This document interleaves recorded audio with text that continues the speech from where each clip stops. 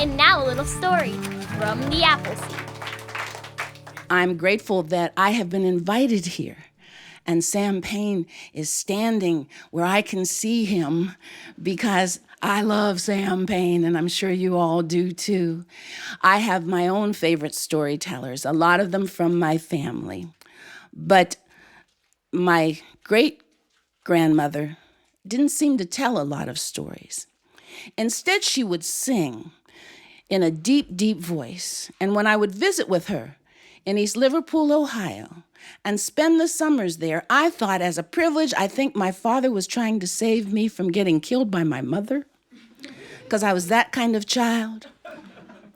We would turn the soil and plant the seeds and pull up the weeds and water the plants. I'm doing all of that with a small rattle that is called shakere. What is it called? Shakere. And as we did all this work, my great-grandmother would sing to make the time go faster. We hadn't even had breakfast. We'd do the work first and then go back in and have what folks call brunch now. My great-grandmother might sing, "Oh, Mary, don't you weep." And I was supposed to sing my part. "Oh, Mary, don't you weep.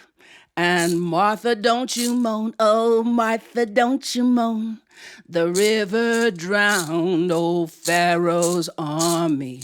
Mary, don't you weep. Oh, Mary, don't you weep. And Martha, don't you moan.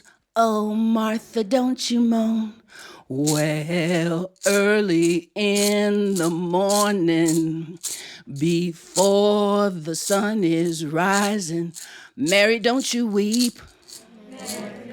Good. "And Martha, don't you moan. Martha, don't you moan. The river drowned old Pharaoh's army. Mary, don't you weep. Mary, don't you weep. And Martha, don't you moan. And Martha, don't you moan." Oh, you're good. You're very, very good. Give yourselves a hand.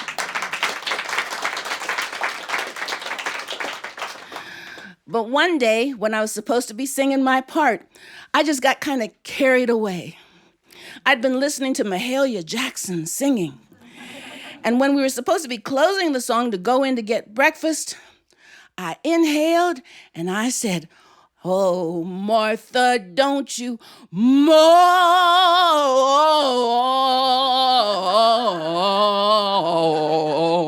I was about that big. And my great-grandma looked at me and she said, "Baby, what's wrong with you?" And I said what any bright child would say, And then we had breakfast. My great-grandma, I called her my Essie doll. Etsi in Cherokee or Salagi means my mother, and that is a portion of my heritage. And she made the best breakfasts. She made the best lunches. She made the best dinners, only lunch was called dinner and dinner was called supper. Whole different place from here. And I just loved her dearly. But when all the cousins, by the dozens, as they called us, would come during family gathering time, and when I was 5, I was told there were 29 cousins in the age group from 4 to 10. And so they would just yell cousins by the dozens. And if everybody didn't show up, there were special whistles, depending on whose mama was doing the whistling. Great-grandma didn't whistle. She was afraid her teeth would come out.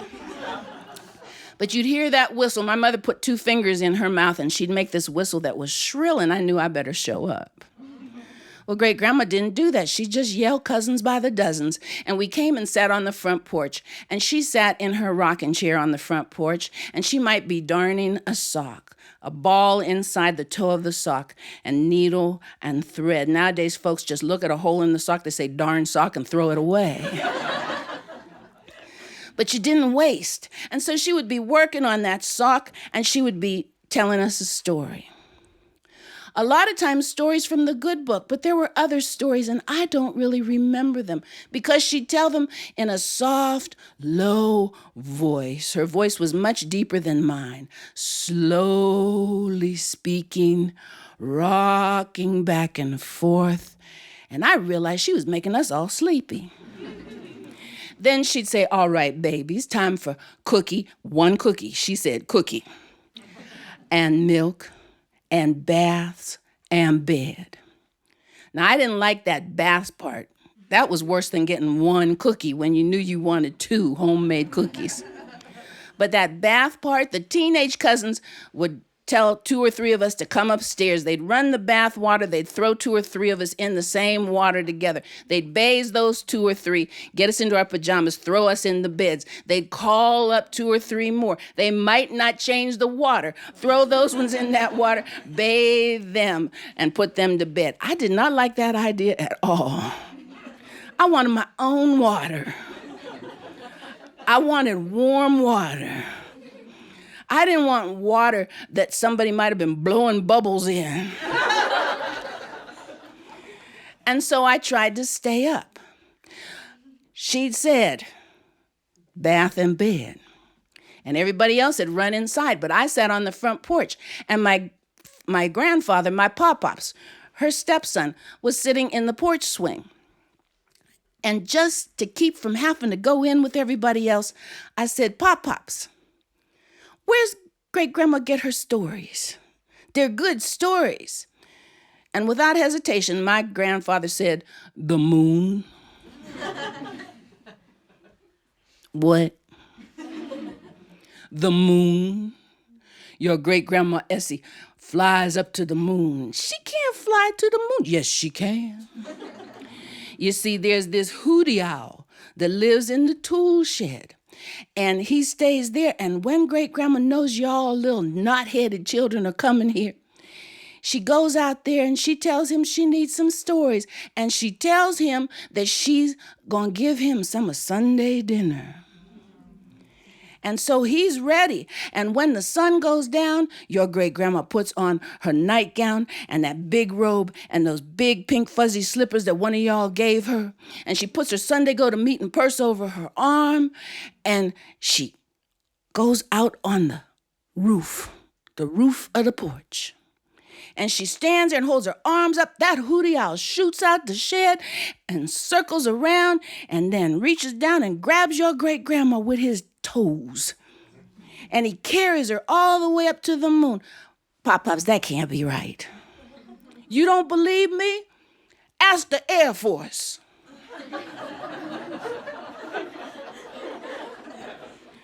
One time they saw your great-grandma flying up toward the moon on the owl's toes. And they thought at first she was a UFO. An unidentified flying object. You know about that. But then one of them looked in the radar and they saw those pink fuzzy slippers. And they changed the designation from a UFO to a LOFO. A LOFO. Little old woman flying an owl. Don't you know anything?